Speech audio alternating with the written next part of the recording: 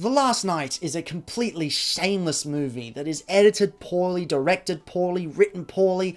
The whole movie is a train wreck, and the toy line definitely reflected this. Toys were getting cancelled, toys were getting redesigned, toys were getting reused. The repaint factor was completely insane. One of the biggest mess-ups would definitely have to be the inclusion of a new Scorn figure.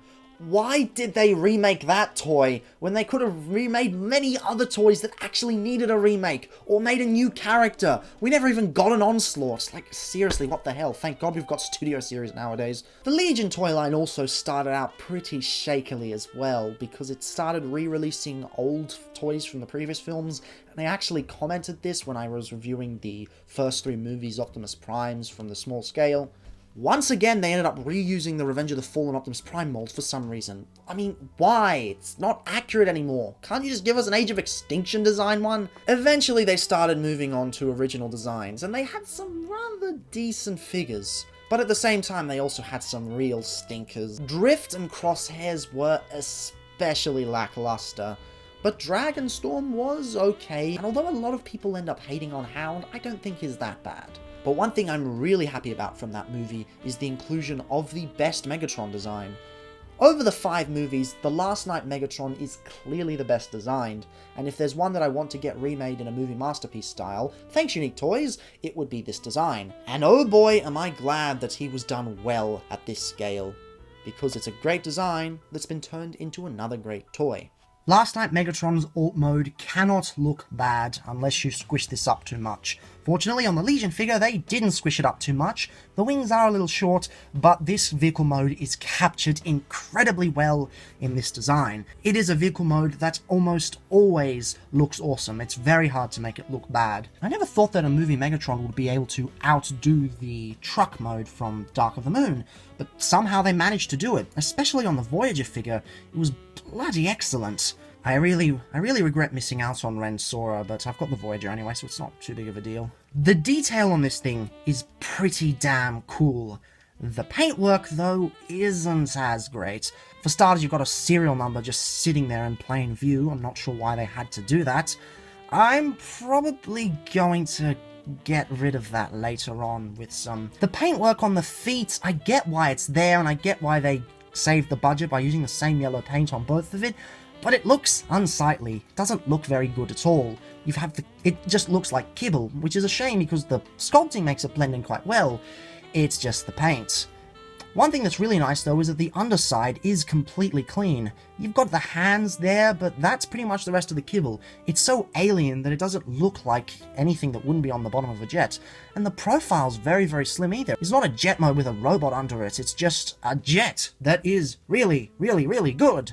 Again, like last time, you can see that he is pretty small for a Legion figure because they started cutting the costs and making them smaller. It is better to make them smaller because then they can use better engineering, because if they made them bigger, they'd have to shaft the engineering costs. And we can see that certain figures have been missing their engineering in previous lines, and yeah, not very good. For such a complicated design, they really go the easy route on the engineering. I mean, it's engineered very, very well, but it is quite simple. The feet unpeg and fold down at the knees. The wing section folds up like that. Separate the arms. This pegs it down into that and also onto the side there. And you'll have the fusion cannon on his right side. You can leave the fusion cannon like that, but it's more accurate to move it down there with the gun there. Of course, at this point, you can stand him up, and he has a head reveal, surprisingly. Open up the chest. Bring the head out, and clip it into place. Standing him isn't the best because he doesn't have the best heel spurs, but you can get him to stand eventually, although it is a bit difficult on this light box. And, wow, they really captured his lightness at such a small scale with basically no kibble. They've really done this well. Sure, he never had these wings in the movie, they were down into his body, but it doesn't look bad. If that's how they deal with that kibble, then props to them. It's a good way of dealing with it. The back cleans up incredibly well. He doesn't even look hollow on the feet. They've sculpted it so well that it works really, really well. The detail on the wings isn't as great as the rest of the body, but it's still pretty cool. Even the serial number kind of disappears behind the arm, which is pretty cool. The paintwork isn't the best. You've got a little bit of paint on the heads, and most of it's just carried over from the vehicle mode. You got a bit on the elbows, and that's a lot really. But the sculpting well and truly makes up for it. I especially like how they replicated his skirt armor around the thigh section. It's brilliant. The only part he's not that great in is the articulation, because he doesn't have elbows. You've got rotation upwards like so, and a ball joint here, ball jointed hips, and you got knees. The knees, I guess they can sort of get poses. Oh, you also got the ball jointed fusion cannon, but there's not much you can really do with it. And because of his size, there's not really any weight to get him into poses. He'll just kind of fall over, especially because these heel spurs don't really do anything. Even though the articulation's not fantastic though, he is still a top-tier Legion figure. Probably the only Legion figure I'd recommend getting from the last night, because Crosshairs was kinda shit, Drift was kinda shit, Hound was kinda shit, Optimus Prime was just a re-release, Grimlock was just a re-release and also kinda shit. The only one that was even close was Dragonstorm, but yeah, he was just okay. And finishing it off with ye old size comparison.